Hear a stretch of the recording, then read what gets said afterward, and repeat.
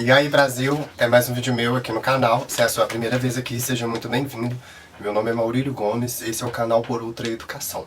No vídeo de hoje eu vou dar a continuação tardia para a história da educação no governo Lula. Estou até falando um pouco baixo porque eu tenho uma habilidade de ficar resfriado em tempo de calor e estou um pouquinho rouco e eu tenho muita coisa para falar aqui nesse vídeo. E até para poupar um pouco a minha voz, eu vou falar um pouco mais baixo. Antes de passar o conteúdo, eu te peço, se inscreva no canal. Isso é importante porque você me ajuda a construir aqui um caminho para a gente discutir aqui como uma plataforma de qualidade para se colocar a educação como pauta e também de defender uma outra educação para o Brasil. Se inscreve, é importante, assista os outros vídeos, gere visualização. Esse canal, no momento que ele chegar a 1000 inscritos, eu vou fazer um documento assinado em cartório, que eu vou colocar a metade da monetização desse canal para financiar o concurso de resumo, resenhas de livros e redação para moradores da periferia, com uma mote de melhorar a educação no Brasil. Enfim, a educação no governo Lula, ela começa ali a partir da saída do Cristóvão Buarque do Ministério da Educação e do Tarso Genro ocupar o lugar dele, a vaga, o cargo de ministro da Educação. E o Tarso Genro, ele tem algumas obrigações a cumprir quando ele vai para o Ministério da Educação antes dele mudar de cargo novamente. Quais seriam? Levar as transformações que o PT queria para o Congresso Nacional. E isso eu falo das cotas, do ProUni, de um novo marco regulatório para as universidades federais. E também tem outras que são também muito importantes, quanto à questão da mudança do Fundef, que ele passa a ser chamado de Fundeb. Também tem a questão de um novo sistema de avaliação da escola, enfim. A situação da educação brasileira era de 53 milhões de analfabetos funcionais. O ensino fundamental e o ensino médio passa a ser englobado por um conceito chamado educação básica, que já vinha da nossa lei de diretrizes e bases. A educação básica, ela tinha mais ou menos 55 milhões de matrículas, distribuídas em 5.560 municípios e em 214 mil escolas, sendo que a maior parte desses números está concentrado no ensino fundamental. E o ensino fundamental, ele tem ali 35 milhões de alunos dentro dessa rede. Só que 60% destes não lê corretamente.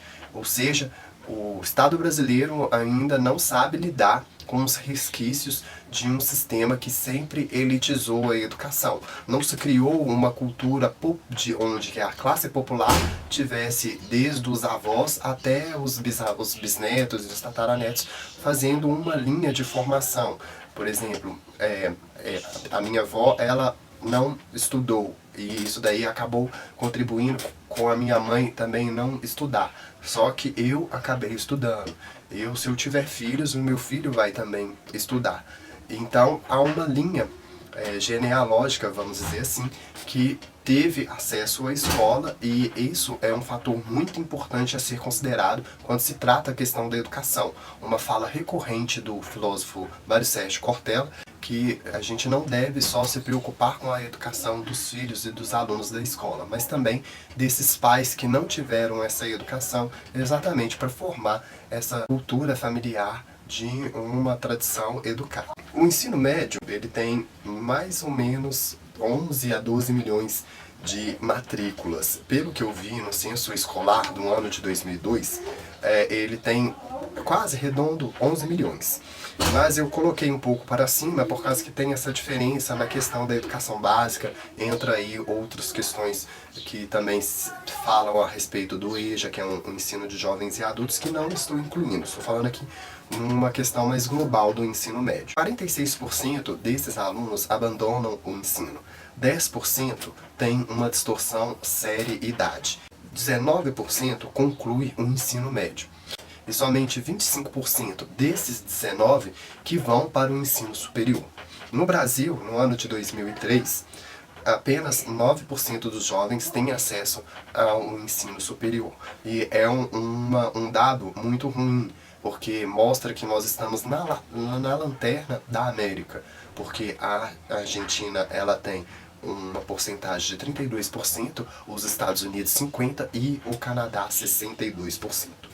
Houve muitas transformações no governo Lula, isso é incontestável, porque as condições econômicas e financeiras do Estado naquele momento eram completamente diferentes de todo o histórico da educação. Se falando em estabilidade política, estabilidade financeira, estabilidade fiscal e estabilidade monetária, que é o mais importante. A maior transformação que vem a acontecer no governo Lula é sobre a cobertura de creches.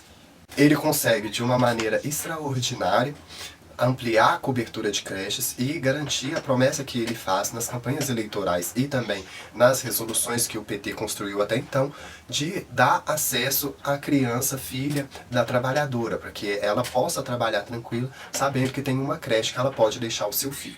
E nisso o Lula, ele traz um grande avanço nessa questão. Ele vai ampliar muito os convênios com as creches e com os municípios para fazer esse tipo de atendimento pré-escolar, principalmente nas capitais, que é uma maior demanda.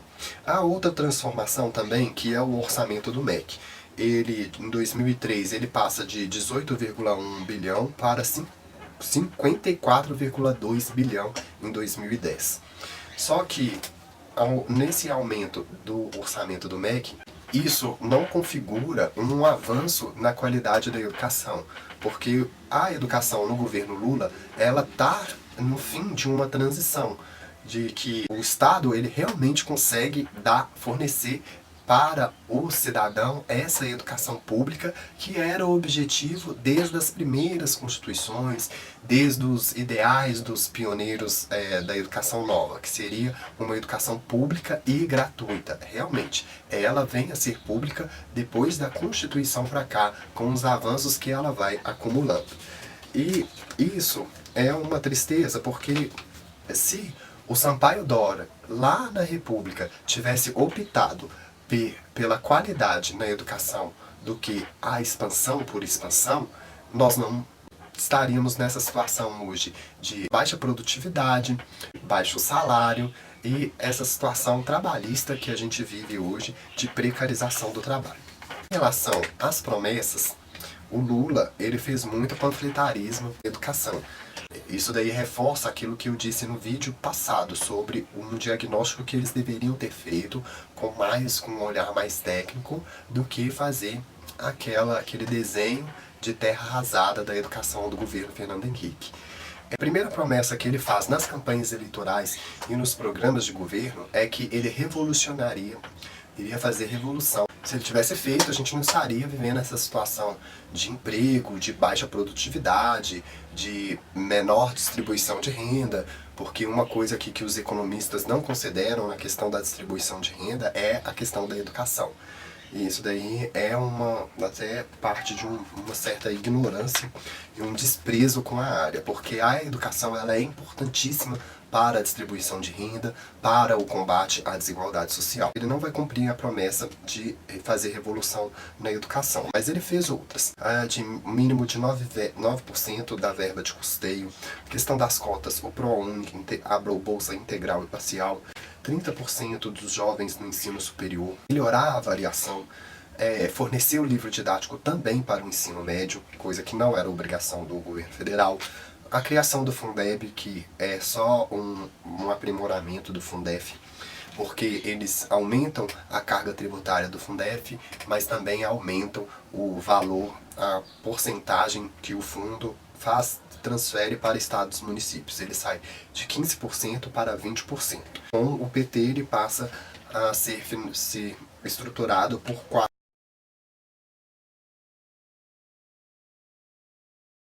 tributos. Mudam também a forma de repasse para os estados e municípios, porque eles vão fazer mudanças no cálculo e eles buscam vencer as restrições do Fundef, que era muito limitado e que não tinha uma garantia do financiamento e somente poucos estados recebiam.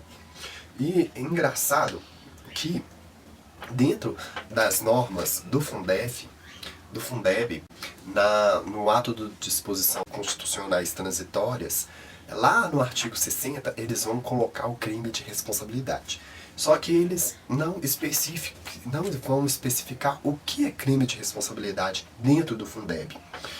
E fica aí uma coisa meio duvidosa, porque é engraçado, né? Foi o PT institucionalizando o crime de responsabilidade, depois do que a Dilma fez com o impeachment. Muitas dessas promessas eles vão cumprir, que é a questão das cotas do ProUni, da bolsa integral e parcial, dos 30% dos jovens no ensino superior, da questão das avaliações. Eles vão trazer mudanças que são divisor de água, porque por mais que tenha aprimorado o sistema de avaliação, se perdeu um tempo histórico de fazer comparações de desenvolvimento da educação no tempo do governo Fernando Henrique para o Lula, porque se muda a metodologia. O Fundeb, como eu falei, né, eles vão fazer mudanças estruturais, mas eles vão pegar em cima do Fundef, que foi criado pelo governo Fernando Henrique. E há também artigos científicos que vão ficar aqui na descrição do vídeo falando sobre um documento a respeito das IFES, que são as Instituições Federais de Ensino Superior. E que muito panfletarismo foi feito dentro desses documentos, que eles passavam até de um certo irrealismo, porque não tinha como tangibilizar as mudanças que estavam sendo colocadas ali. E então, quando se fala a questão das universidades públicas, o PT ele queria ampliar os espaços desse campo de educação. Só que há um problema com a questão do financiamento, que vem desde quando elas foram criadas. Ou seja, desde 1920 há reclamação a respeito do financiamento das universidades públicas.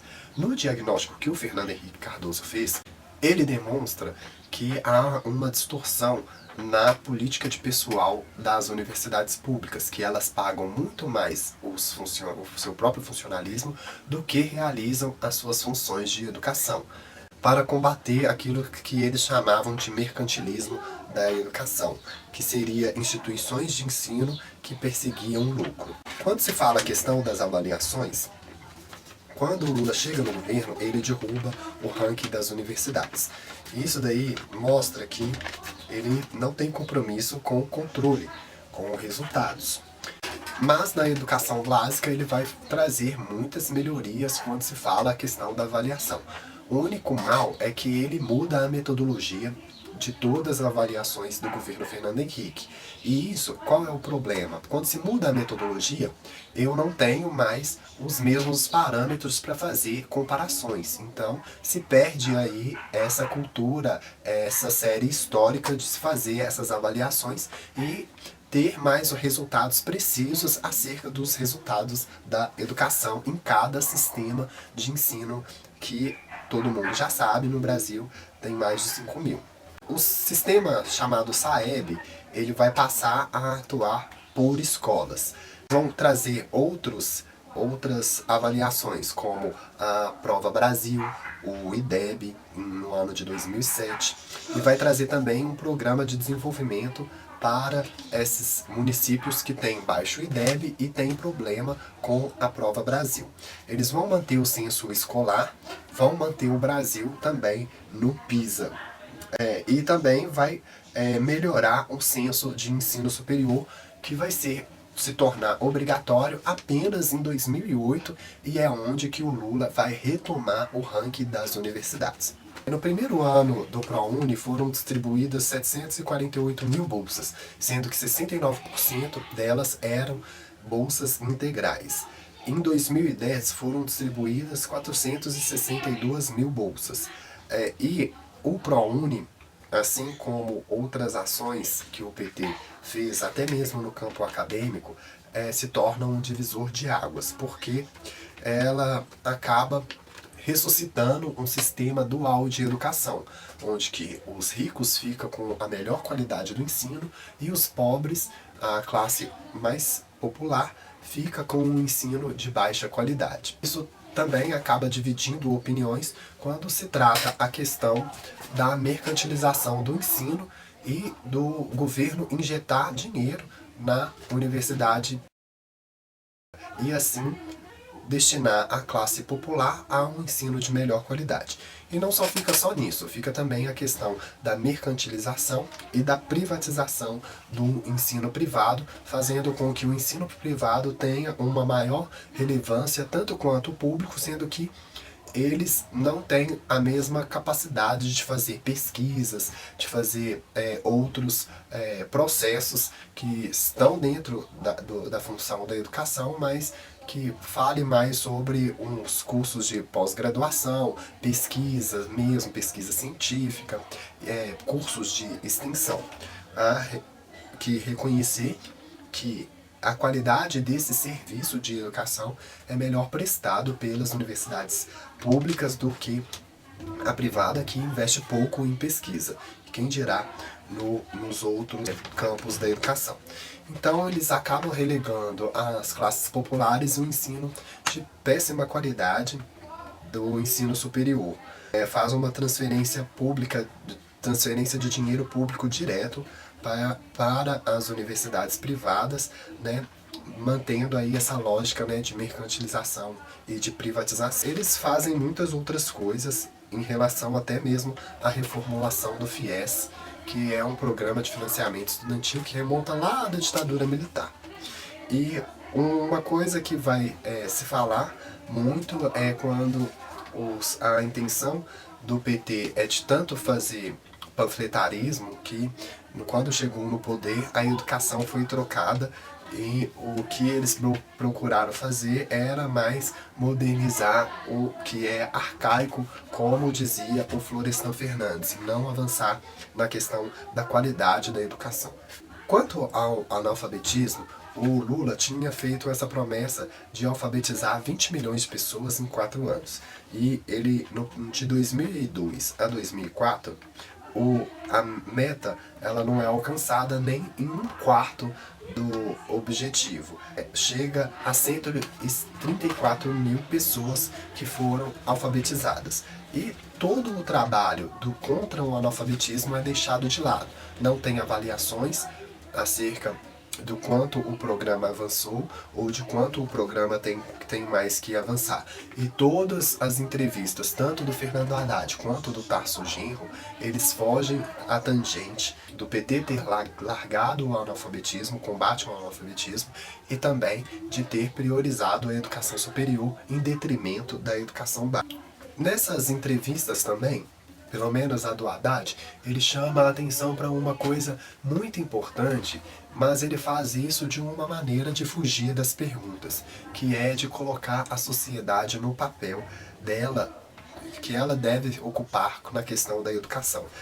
Que, de uma certa maneira, o Haddad estava se desculpando o PT dos retrocessos na educação e responsabilizando a sociedade por ela não se engajar na educação.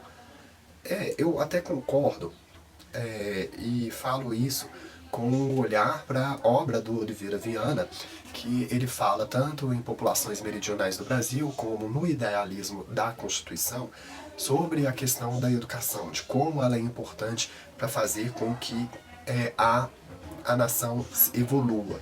E eu acabei de dizer aqui a importância da questão da educação na distribuição de renda. Quando não se considera esse fator na distribuição de renda, a gente só está mistificando, enxugando gelo, porque não se combate a desigualdade social sem educação de qualidade. Então, o primeiro fator para melhorar a questão do combate à desigualdade social e de deixar o país com uma melhor distribuição de renda é garantir uma educação de qualidade. E o Haddad, ele meio que culpa a sociedade, o fracasso da educação, por falta da sociedade não se empenhar com a educação da nação.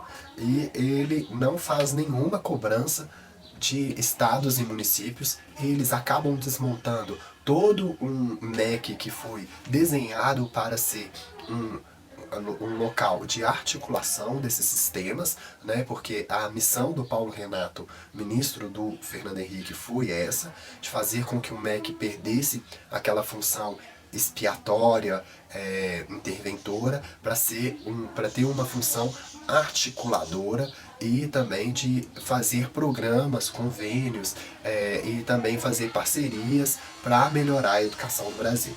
E ele foge muito, ele sai pela tangente quando se fala a questão da qualidade da educação.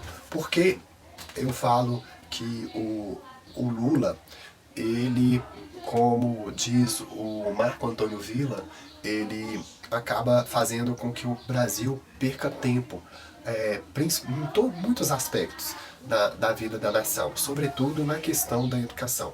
E eu falo isso lembrando do livro dele, A Década Perdida. Então o Lula ele usa a educação só como um palanque mesmo. Ele faz muito panfletarismo e acaba não devolvendo as suas promessas, que era a de democratizar com a reforma universitária o orçamento do MEC, que fica destinado para as universidades públicas, ele sai de 63% para 75%.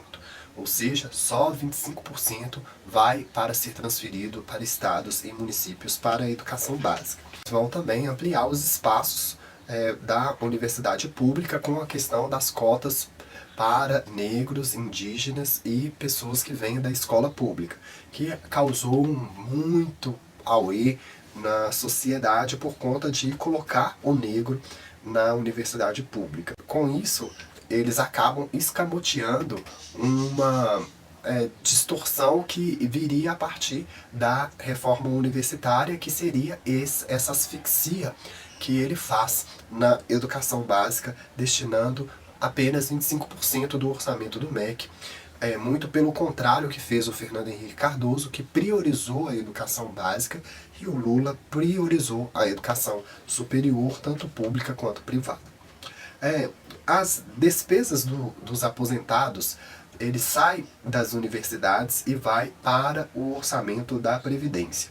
Ele vai realizar ali ações emergenciais, vai dar mais autonomia para as universidades de como elas deveriam gastar o próprio dinheiro. Chega a uma exacerbação do corporativismo que acaba deixando queimar museu em função dessa mesma distorção que continua e explode no governo Lula. Universidades elas gastam mais com o salário, com a manutenção do funcionalismo, do que no investimento na própria educação, no próprio serviço à sociedade. Quando se diz a questão das universidades privadas, o PT ele vai trabalhar o ProUni em cima de uma isenção que essas instituições tinham a partir da ditadura militar, que seria de dar isenção a certos setores da economia, ou de não taxar setores como a educação. E havia uma jurisprudência do Supremo Tribunal Federal de 1991 que reconhece uma lacuna em relação a essas isenções. Então o PT ele vai trabalhar o ProUni em cima dessas isenções. Essas universidades, por receber essa isenção, elas tinham por obrigação de fornecer bolsas, só que essas bolsas não eram concedidas da forma integral e também não era nos cursos de maior demanda. O PT ele vai institucionalizar as bolsas em troca dessas isenções para responder essa lacuna que ficou aí a partir dessa jurisprudência do Supremo, que ele deixa muito claro existir essa falta de regulamentação dessas isenções. E também o PT ele vai diminuir o capital estrangeiro dessas instituições para 30%. Quando se olha a questão dos documentos, você lê os documentos do PT, lê os programas de governo, olhe as entrevistas e as falas do Lula nos debates presidenciais e você vê o que ele fala na educação, a sensação que dá é que ele fez a gente perder tempo na educação, como em vários outros setores, tanto da economia quanto da questão social, por mais que haja transformações pontuais no governo dele. E eu falo nisso por quê? Porque eu venho de uma visão social-democrata, em que as mudanças têm que ser estruturais. E eu falo isso tendo como referência o livro do Marco Antônio Villa, esse daqui, ó, O Década Perdida. E a sensação que dá é que o Brasil perdeu tempo também na educação, porque reformas estruturais não foram feitas. E quando a gente fala em reformas estruturais, é de reformas que mudam de uma maneira significativa, expressiva, a vida da população. Hoje nós vivemos um fenômeno de inflação de diplomas escolares muito trabalhado por Pierre Bourdieu, autor francês, e também pela Hannah Arendt, desse fenômeno que acontecia no mundo e com o ProUni, o FIES e todas as medidas que o Lula fez de uma certa maneira para beneficiar a vida da população, mas sem planejamento, acabou fazendo com que antecipasse esse fenômeno da inflação dos diplomas escolares. E hoje, você ter um diploma superior, ele não significa que você vai ter uma garantia de emprego. Eu, por exemplo, eu sou formado em gestão comercial, tenho aqui, eu deixo aqui sempre aqui o meu diplominha aqui para ficar à mostra aqui no canal. Se eu colocar que eu sou formado para mim procurar emprego, eu não consigo emprego. Eu tenho que tirar o meu diploma do ensino superior do meu currículo, porque quando eu coloco essa minha formação superior no meu currículo, que a minha área é de produção, eu trabalho com confeitaria como pizzaiolo, ele pressupõe que o meu salário vai ficar mais caro. E eu perdi muito tempo mesmo, colocando essas formações no meu currículo. E depois de muito tempo eu fui perceber que isso estava me atrapalhando no lugar de ajudar. Porque isso pressupõe que você vai ser um funcionário mais caro e o empresário não quer te contratar por isso. Então hoje a gente vive uma dificuldade muito grande na questão da produtividade do país em função de uma qualidade muito baixa da educação básica. Você vê esse problema da inflação dos diplomas escolares porque empurrou a classe popular para a educação privada, que não tem a mesma qualidade da educação pública. Faltou também visão de longo prazo. No momento em que o Lula melhorasse a educação básica do país, tanto o ensino fundamental quanto o ensino médio, isso iria aumentar a demanda para um ensino superior na educação pública. Então, a sensação que dá é que o governo Lula fez a gente perder tempo também na educação, porque a gente não teria a produtividade que a gente tem hoje, a gente não teria essa péssima distribuição de renda, porque não se pode desconsiderar a questão da educação na distribuição de renda, no combate à desigualdade social. Infelizmente, o governo Lula fez a gente perder muito tempo na educação, e esse tempo perdido, a gente tem que correr atrás dele. Infelizmente, parece que o Bolsonaro vai caminhar aí para que a gente perca mais tempo ainda na educação. Então, gente, eu consegui falar aqui a questão da educação do governo Lula, consegui transferir aqui todo o conhecimento aqui que eu consegui pautar aqui. Assim a gente vai concluindo, né, a história da educação no Brasil, que é um acúmulo de avanços, momentos também de retrocessos e avanços, mas a gente tem que pensar no seguinte: avanços têm que ser conservados, independente do erro passado. A gente não pode cometer o mesmo erro que o PT cometeu, de ter um olhar muito negativo para a gestão passada, sem ter visão de futuro. Então a gente tem que pegar os avanços e conservar os avanços. Não é colocando culpa no Paulo Freire, não é dando vazão a teorias da conspiração. Não é assim que a gente vai melhorar a educação. Primeiro, que o Paulo Freire já morreu.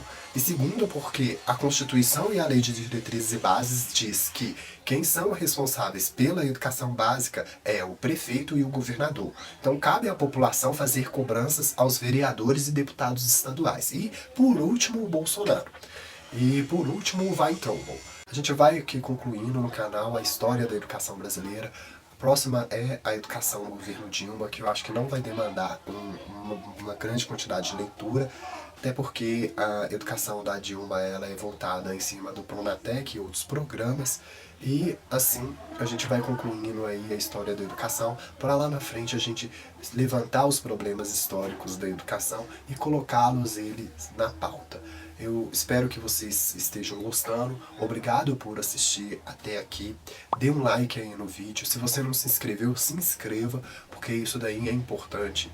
Assim que o canal chegar a 1000 inscritos, eu vou fazer uma carta compromisso carimbada em cartório, que eu vou destinar 50% da monetização do canal para financiar resumos, resenhas e outras formas de estimular a leitura no Brasil, que é uma das coisas mais urgentes que a gente precisa trabalhar.